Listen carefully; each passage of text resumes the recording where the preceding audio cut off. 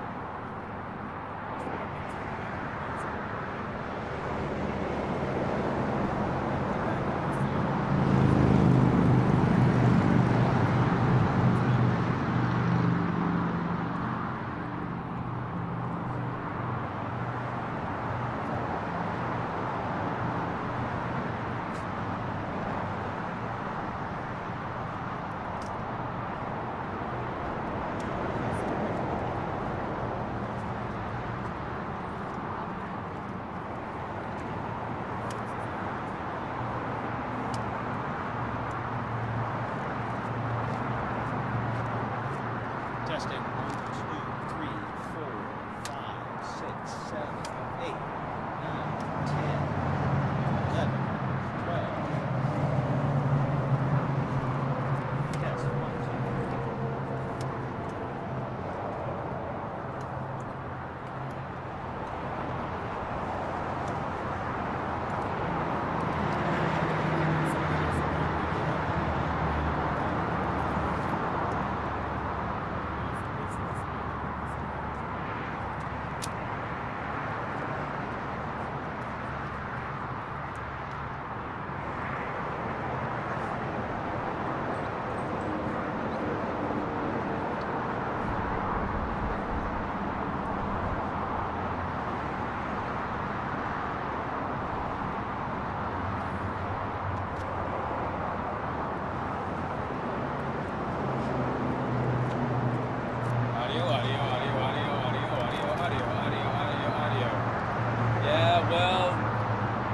decided to shut down US 60 forever.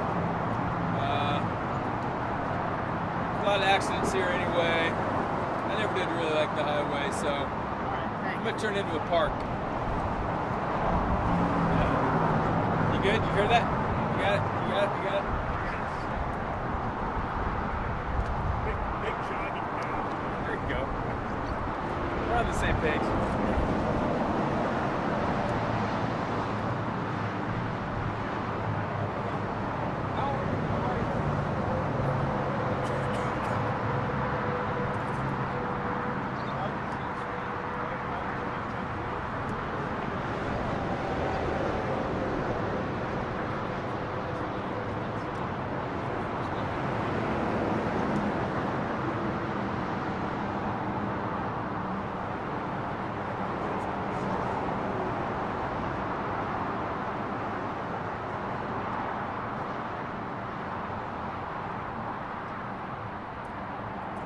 What's up, brother? Good, thank you.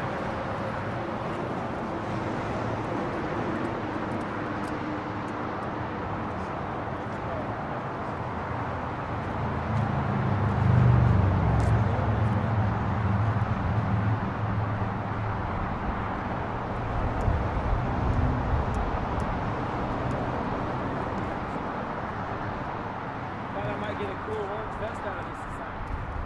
You're supposed to have it. Can you hear me? Can you hear me? You're listening. Can you hear me?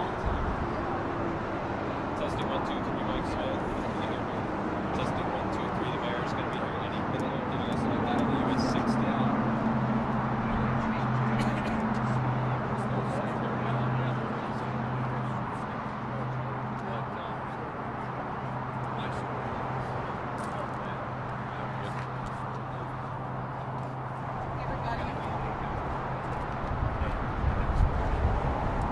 So we have some choices. The mayor just texted he's almost here. But if you like, we can get started with our principal civil engineer, Chris Cavallo, and make the most of your time if that works for you.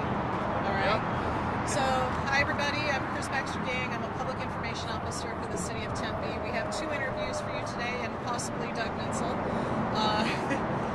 The first interview is Chris Cavallo, CHRISKABALA. He is the City of Tempe Principal Civil Engineer. He's going to talk to you today about the construction site and what's happening and what's happened up till now.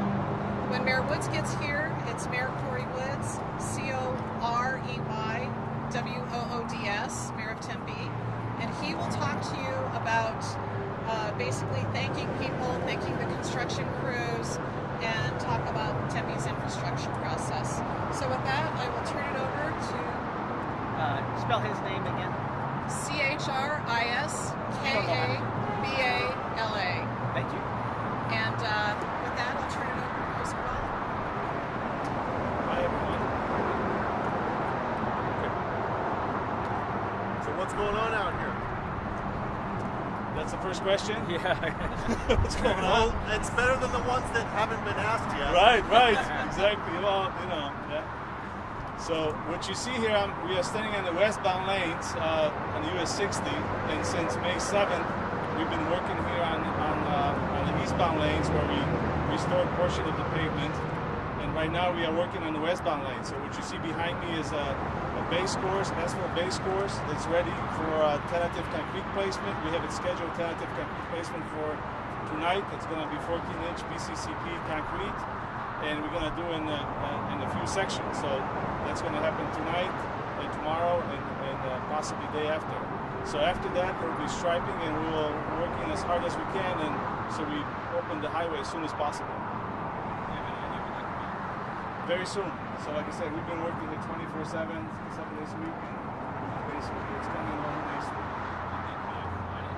No, not gonna be by Friday. As soon as possible. It's safe. We feel that. timeline yet. We don't have a timeline. I think what's important to us is obviously to build a highway the safest way we possibly can. For the quality that we don't have to come back here again and fix it. So You've shifted from the microphones. So how much? What kind of damage did all the water do? So what the water did, obviously we had a large water main break, and water went underneath the pavement and the subgrade and lift the pavement in some sections and saturated the area. That's why we decided to remove the sections and replace this pavement section. Is there any way to know when problems like this are coming, or you just have to wait for it to happen?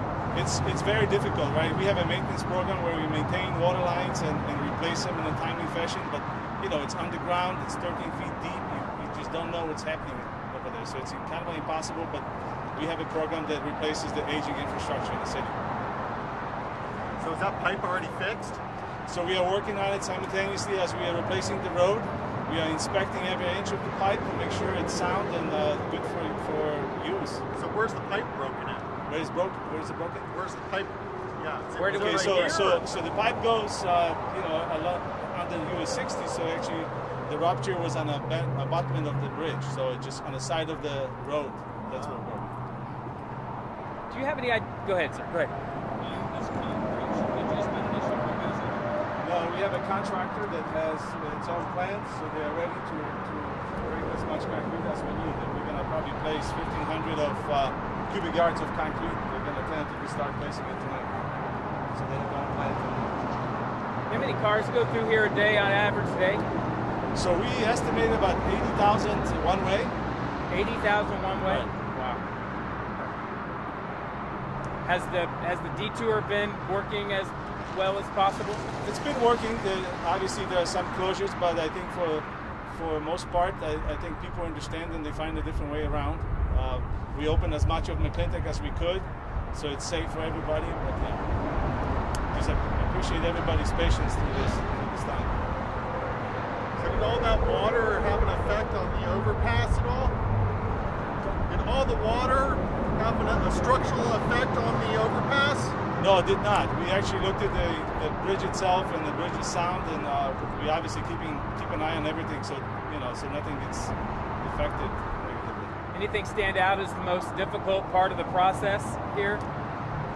I think it's the timeline, right? Because we're trying to get everything done as fast as possible. So luckily, we've been working very well with ADOT officials and the contractors, and everybody's been cooperating. So everything went pretty good so far. And that side opened quicker because the bigger problems were over here? Not really. That side has a much less of pavement had to be replaced, right? There was only one lane, whereas over here we replaced all the lanes across from the one side to the other, from HOV lanes, from the area to the right shoulder.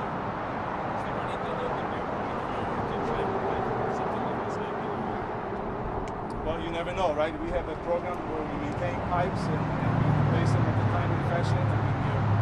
So just things sometimes happen. You can use control. Yeah. Okay. Yeah. And I think with that, Thank you, sir. Thank you. Appreciate it. Thank you very much. Mayor.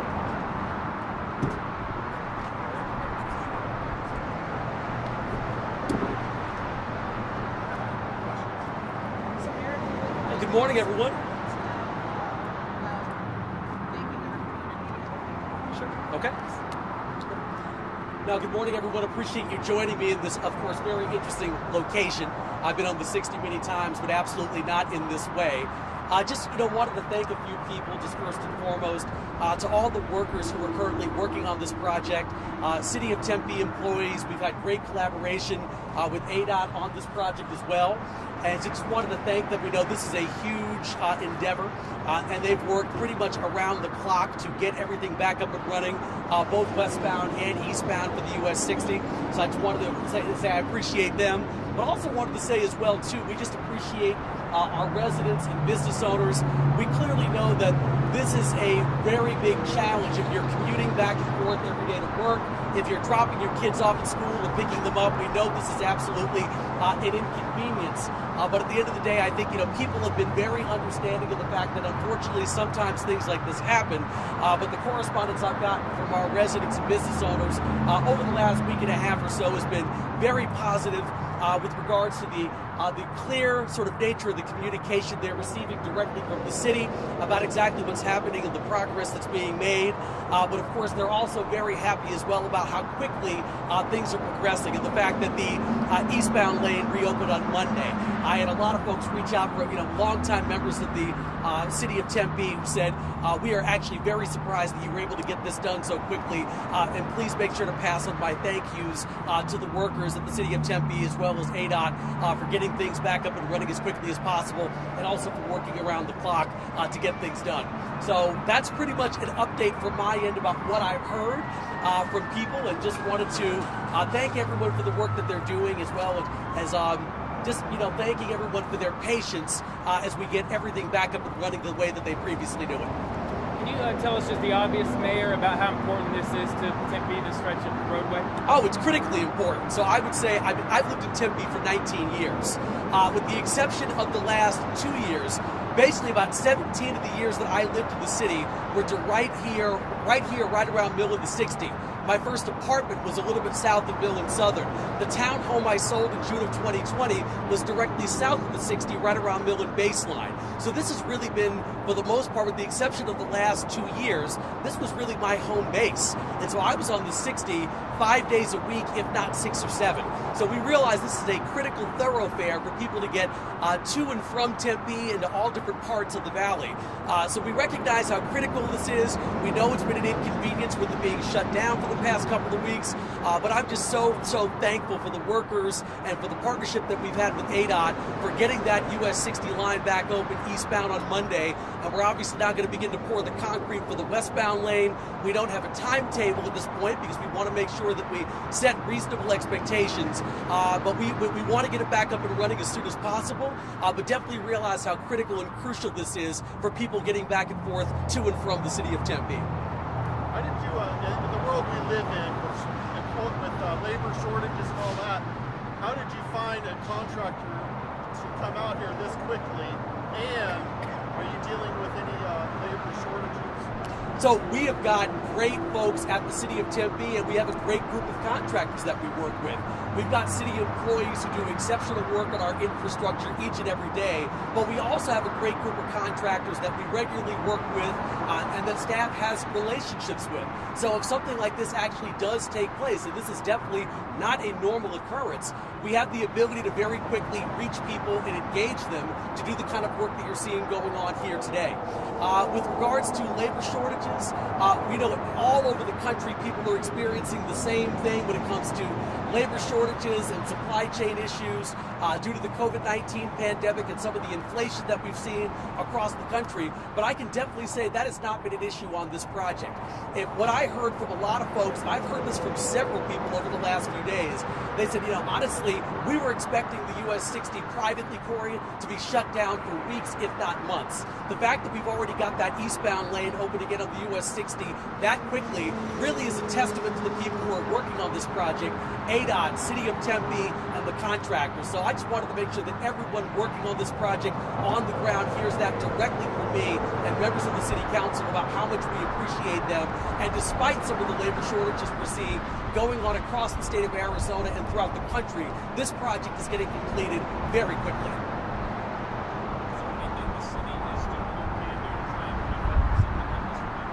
Absolutely. So interestingly enough, we were, even before this happened, we were planning on rolling out a new system within the next probably 2 to 4 weeks for how we were going to keep an even closer eye on some of the infrastructure we have, sewer lines, water lines, and other infrastructure needs throughout the city of Tempe. That process is still ongoing, and we're going to be rolling that out very shortly to the public. Unfortunately, sometimes things just happen. But at the end of the day, I can tell you that our staff, we've got the best staff in the entire valley, and they are on top of this. But the new system we're going to be implementing shortly will make sure that we're even more on top of things going forward. But at the end of the day, the challenge, of course, becomes you've got a line here that should have lasted for 75 years. And unfortunately, it failed at the 50-year mark. It had 25 more years that we would have figured, in terms of being in service. So sometimes in life, things just happen and infrastructure doesn't work exactly the way that you think it will. But I can guarantee you that we're going to get this thing back up and running as soon as possible, and we're going to be implementing even more things moving forward to make sure that we can actually diagnose something like this going forward, so we don't see this kind of disruption in the future. What's the price tag, Mayor, and is Tempe on the hook for all of it? No, we're not on the hook for all of it. We're going to be working with our regional partners. I don't have specific dollar amounts that I can share with you at this moment, but we're actually having conversations with the Arizona Department of Transportation and other entities about exactly what the full cost is going to be, and then exactly how those costs are going to be split up between all of the organizations involved. Are there any other questions, gentlemen? Thank you so much. Appreciate it. Thank you. Thank you. And that's it. Get out of here. Get out of here.